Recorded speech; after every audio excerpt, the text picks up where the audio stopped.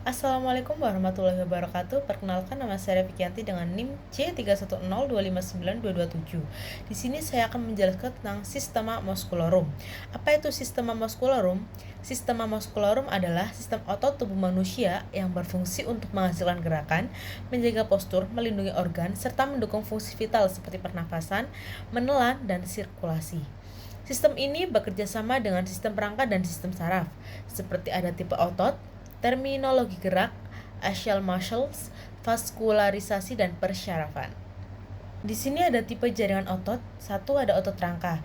Biasanya melekat pada tulang, bekerja secara sadar atau volunter, berperan dalam pergerakan tubuh dan postur. Yang kedua, ada otot polos.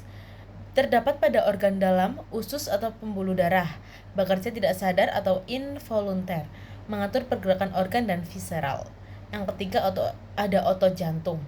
Hanya terdapat di jantung, bekerja tidak sadar dan ritmis, memompa darah ke seluruh tubuh. Selanjutnya ada terminologi gerak.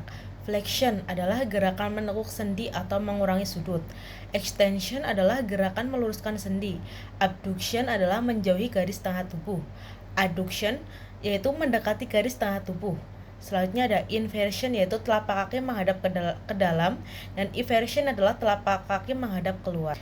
Berdasarkan diagram tersebut, otot aksial dibagi menjadi 3 kategori utama, yaitu ada fasciae atau musculi fasciae. Ini merujuk pada otot-otot ekspresi wajah. Gambar menunjukkan struktur otot yang menutupi area wajah yang berfungsi untuk menciptakan berbagai ekspresi seperti tersenyum atau merengut. Yang kedua ada pengunyah atau otot pengunyah. Ini merujuk pada otot-otot mastikasi. Gambar menunjukkan otot yang terletak di sisi rahang dan pelipis, seperti otot masseter atau temporalis, yang berfungsi untuk menggerakkan rahang saat mengunyah makanan. Yang ketiga ada mata atau musculi oculi. Ini merujuk pada otot-otot ekstraokular. Gambar menunjukkan otot-otot kecil yang menempel pada bola mata yang berfungsi untuk mengendalikan pergerakan mata ke berbagai arah. Selanjutnya pada gambar ini ada suprahyoid. Ini adalah kelompok otot yang terletak di atas tulang hyoid, tulang berbentuk U di bagian depan leher. Otot-otot dalam kelompok ini berfungsi untuk mengangkat tulang hyoid dan membantu membuka mulut dengan menurunkan mandibula atau rahang bawah. Yang kedua ada infrahyoid. Ini adalah kelompok otot yang terletak di bawah tulang hyoid. Kelompok otot ini memiliki fungsi utama yang ditunjukkan pada gambar, yaitu membantu dalam proses menelan dengan cara menurunkan tulang hyoid dan laring atau kotak suara setelah keduanya terangkat saat menelan. Yang ketiga ada coli. Istilah ini merujuk pada area leher secara keseluruhan. Dalam konteks anatomi, otot-otot di area ini berfungsi untuk mendukung pergerakan kepala, leher, serta stabilitas tulang belakang bagian leher atau vertebra cervical yang terlihat pada ilustrasi di dalam kotak biru. Gambar tersebut menjelaskan tentang otot-otot yang berkaitan dengan toraks atau dada dan abdomen atau perut yang dibagi menjadi otot pernapasan dan otot abdomen. Penjelasannya adalah toraks dan abdomen. Diagram ini mengklasifikasikan otot-otot utama berdasarkan fungsi dan lokasinya. Yang pertama ada pernapasan atau otot pernapasan.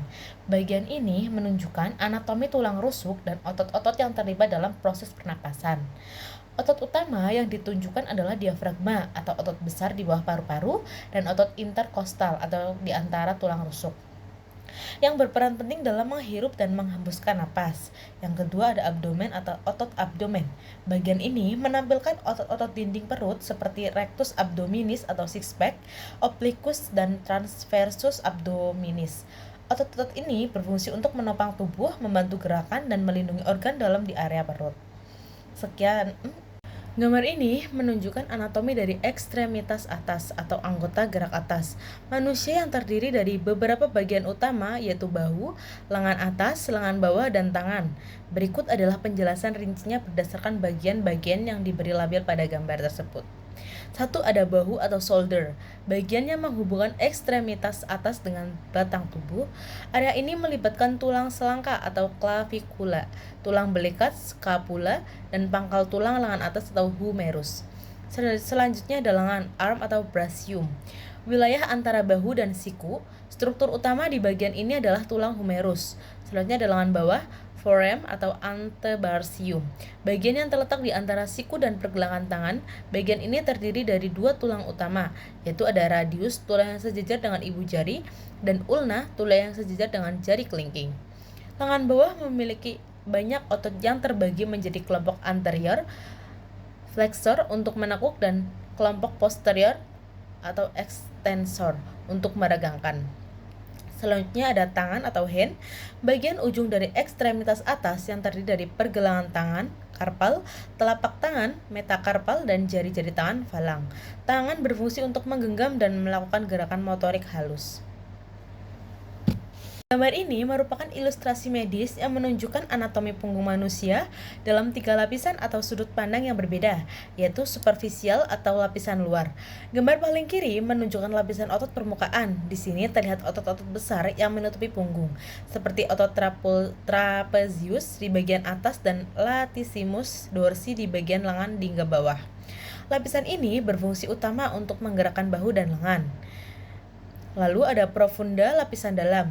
Gambar di tengah menunjukkan lapisan otot yang lebih dalam setelah lapisan superficial dihilangkan. Terlihat otot-otot yang lebih kecil dan panjang yang terletak dekat dengan tulang belakang seperti kelompok otot erector spinae. Otot-otot ini berperan penting dalam menjaga postur tubuh dan membantu gerakan tulang belakang. Yang terakhir ada pelvis atau struktur tulang. Gambar paling kanan memfokuskan pada struktur kerangka khususnya tulang belakang, kolumna vertebra, dan tulang panggul pelvis. Ini memperlihatkan dasar atau fondasi tempat otot-otot punggung melekat dan bagaimana tulang belakang terhubung dengan area pinggul.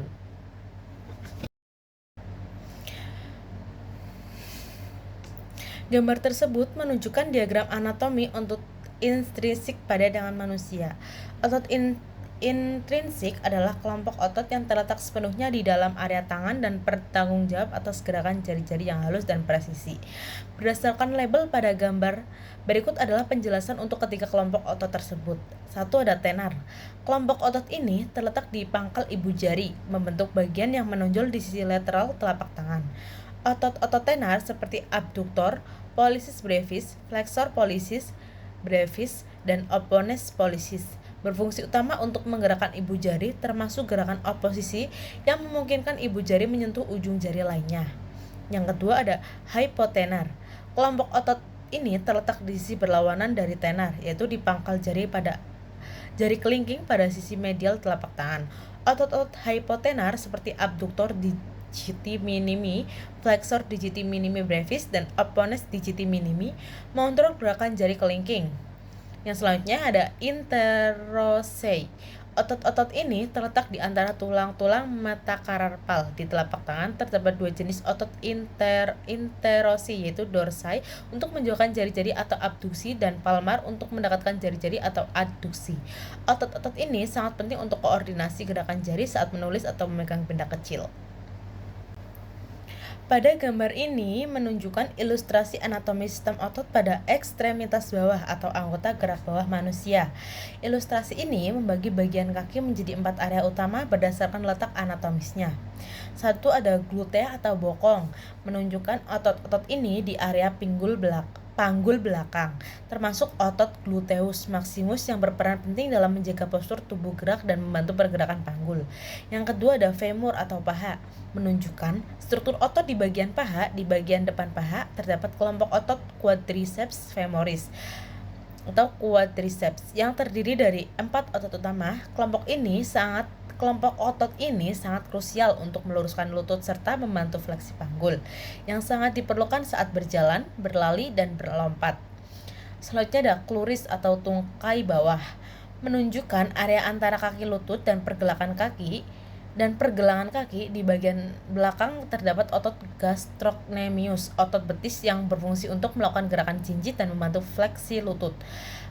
Yang selanjutnya ada plantar atau telapak kaki, menunjukkan struktur tulang dan jaringan lunak pada bagian bawah kaki yang berfungsi sebagai penumpu berat badan dan penyerap guncangan saat bergerak.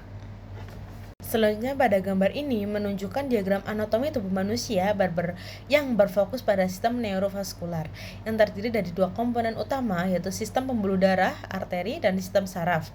Berikut adalah penjelasan detail dari masing-masing bagian dalam gambar tersebut. Yang pertama ada arteri atau sistem vaskular. Bagian kiri gambar menampilkan sistem peredaran darah, khususnya arteri yang ditandai dengan warna merah.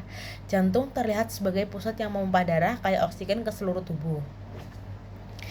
Garis-garis merah yang menyebar ke seluruh lengan, leher, dan tubuh bagian bawah menggambarkan jaringan arteri yang mengalirkan nutrisi dan oksigen ke sel-sel tubuh. Yang kedua, selanjutnya ada sistem saraf. Bagian kanan gambar menampilkan sistem saraf manusia yang ditandai dengan warna kuning. Sistem saraf pusat yang terdiri dari otak di bagian atas dan sumsum tulang belakang dengan garis vertikal tebal di tengah punggung adalah pusat kendali tubuh. Garis-garis kuning yang bercabang ke seluruh anggota gerak menggambarkan saraf perifer yang berfungsi mengirimkan sinyal sensorik dan motorik antara otak dan seluruh bagian tubuh. Gambar tersebut adalah sebuah ilustrasi edukatif yang menampilkan berbagai contoh aplikasi klinis dalam bidang medis. Ilustrasi ini berfungsi untuk memperjelas konsep-konsep medis tertentu secara visual. Berikut adalah rincian dari setiap aplikasi klinis yang digambarkan. 1. Cedera. Menunjukkan gambar tangan dengan luka berdarah yang terbuka, mengilustrasikan jenis kerusakan fisik pada jaringan tubuh. Selanjutnya ada fraktur, yaitu menampilkan gambar hasil rongsen, X-ray dari tulang sendi lutut yang mengalami patah atau retak, menunjukkan kondisi tulang yang tidak utuh. Yang ketiga ada injeksi, menggambarkan proses pemberian suntikan menggunakan spuit ke bagian lengan, menunjukkan prosedur medis memasukkan cairan ke dalam tubuh. Yang keempat ada ulkus, yaitu menunjukkan gambar luka terbuka atau borok pada bagian kaki atau tumit, mengilustrasikan kondisi hilangnya permukaan kulit atau jaringan mukosa. Sekian presentasi dari saya. Wassalamualaikum warahmatullahi wabarakatuh.